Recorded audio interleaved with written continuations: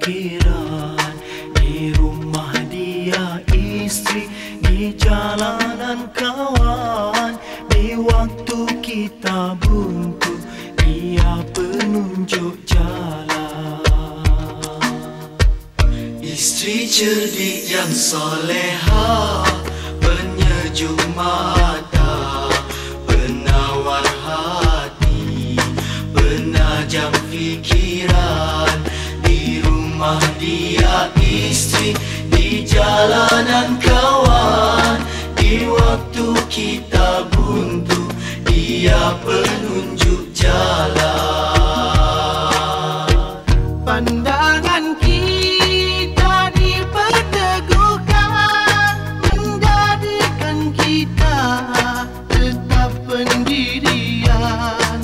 Ilmu yang diberi dapat disimpan, kita lupa dia mengingatkan.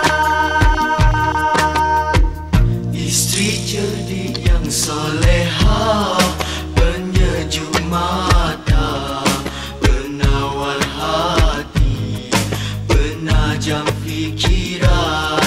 Di rumah dia istri, di jalanan kawan.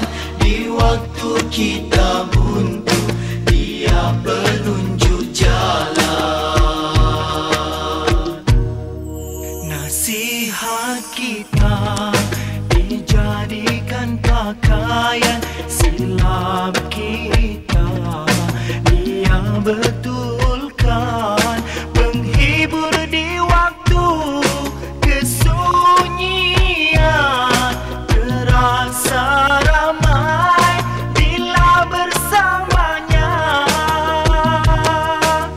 Dia umpama tongkat si buta, bila tiada satu kehilangan.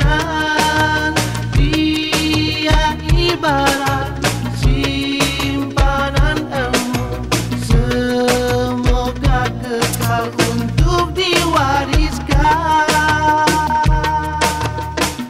Istri cerdik yang soleha,